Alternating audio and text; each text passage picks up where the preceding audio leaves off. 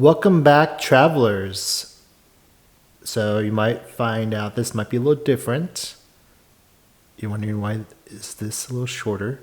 Well, I'm changing the format of the show for the Welcome Travelers page or show. It's going to be less of a podcast, more of kind of a show entertainment. More the pacing will be more quicker. Try to get more events of like where I'm going, where I'm at. The podcast kind of extended some things out and kind of added the multimedia side of things, kind of made the pacing a little off a little bit. This way we can really get into the action and get into it and see where this goes. This will be purely on YouTube only, so you can catch us on Facebook, Instagram. Instagram you can see on the bottom of the YouTube. It's Blue Ties Pictures on the Instagram page. And Facebook you can look at Welcome Travelers Podcast right now. It could be Welcome Travelers page right now. Or Blue Ties Pictures on Facebook. So again, we'll talk about all traveling stuff, my adventures, my tips, advice, my journeys in the past, where I'm going in the future. And that's kind of the main reasons of the changes. And it makes it a little different. We have another part of the Blue Ties Pictures. There's a podcast already happening. So we kind of do something a little different, a little bit. But I get to look forward to this episode. Hopefully you guys will enjoy it as well. This is part 3 of the Vancouver. So this would be kind of our first new show format versus and also kind of like the inclusion of our Vancouver trip. So we're excited to show you that to you. We're going to an art episode because art is very important in general, especially in travels. I mean, you travel to see arts all the time. You go to Italy, you see the Statue of David, Mona Lisa. You go to France. One of the big things is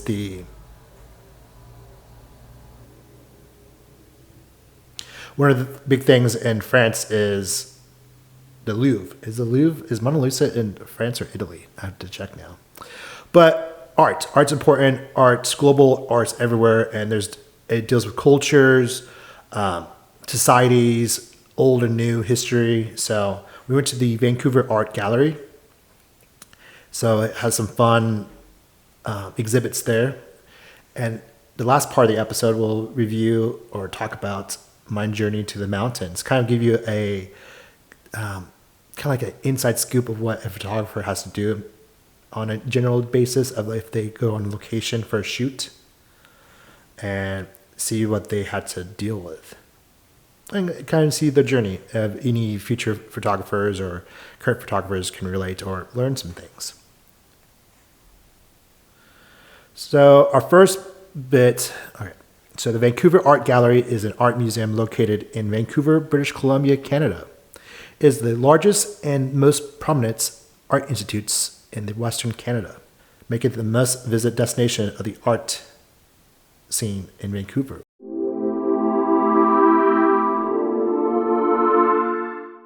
The first exhibit we saw was Cheryl Boyle, is a Canadian visual artist known for her work in ceramics, sculpture, painting, and drawing. She was born in Ontario, Canada in 1972. Boyle gained recognition of her detailed and often surrealistic artworks that explore themes of identity, gender, power, and vulnerability. Boyle's work often features a hybrid of fantastical creatures, combining elements of the human and animal world. She is known for her exquisite craftsmanship and attention to detail, as well as her ability to create emotional charge and thought-provoking narratives within her artwork. Overall, Sarah Boyle is a highly regarded Canadian and artist known for her imaginative and innovative work, which pushes the boundaries of traditional arts and challenges the viewer's perceptions.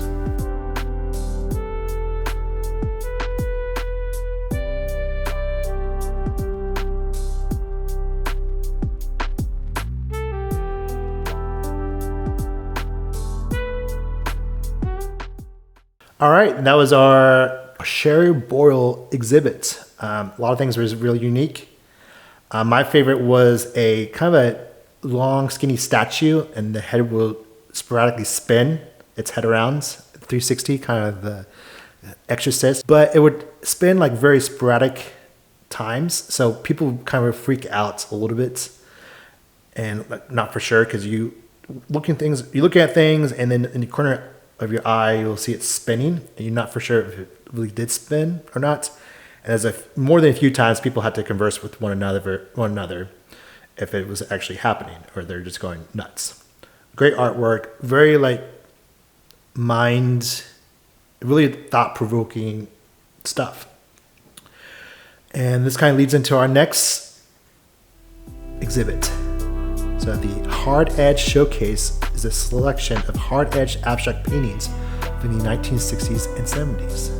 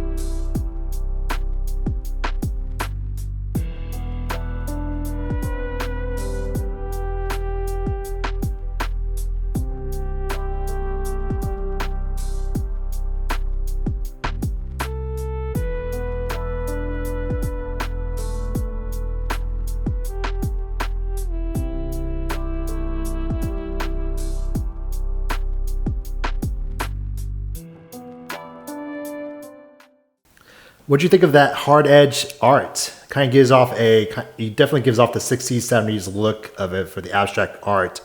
And it reminds me kind of going through like a Stanley Kubrick film in a way. It was a lot of fun to shoot a film. It was very interesting stuff too. Our last exhibit we went to is the Alanis Obamsawin exhibit, which is a renowned filmmaker in Canada. Films mostly in documentary of the Indigenous people of Canada. And I'd probably say most North American too. But Indigenous people in general. So take a look and enjoy the exhibits. Alanis Obamsawin is a renowned Canadian filmmaker, singer, artist, and activist of the Abenaki tribe descent. Born on August 31st, 1932 in New Hampshire, United States, she is widely regarded as one of the most influential Indigenous voices in Canadian cinema. Obamsawin's career spans several decades, and she has directed and produced numerous documentaries that shed light on the histories, struggles, and resilience of the Indigenous communities in Canada.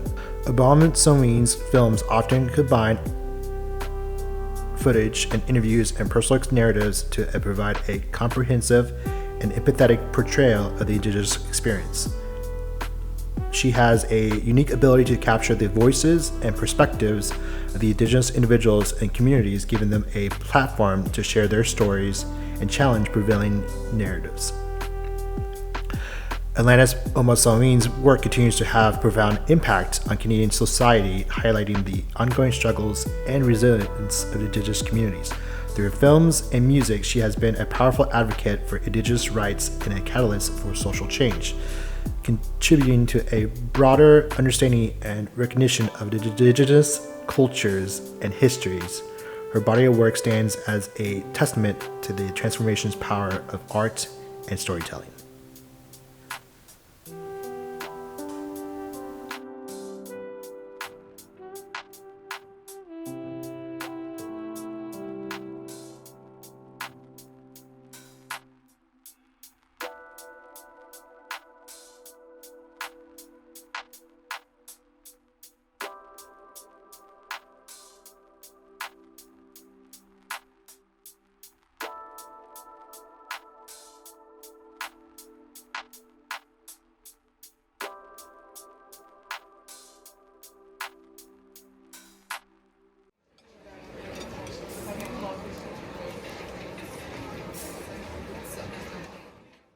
All right, this next part of our show is kind of at a glimpse of what we photographers have to do for an awesome shot.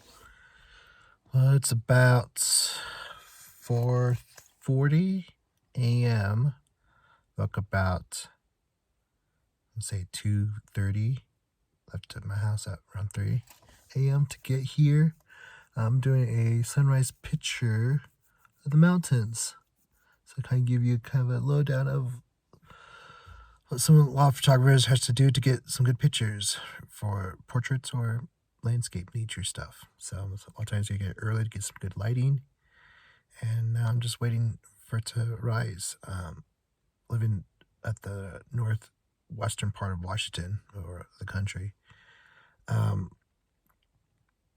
you could start seeing light coming from the horizon around 3:30 a.m. So it was kind of cool to see that.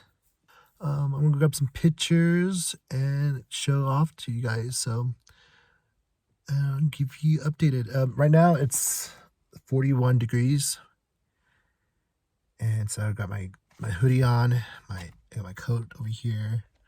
I grabbed a couple of waters and my camera, of course. So it's sunrise right now. So after all this, after waiting for about 10-15 minutes, probably a good spot for it to take good pictures of the mountains and a good look for it too. So but here's my view so far.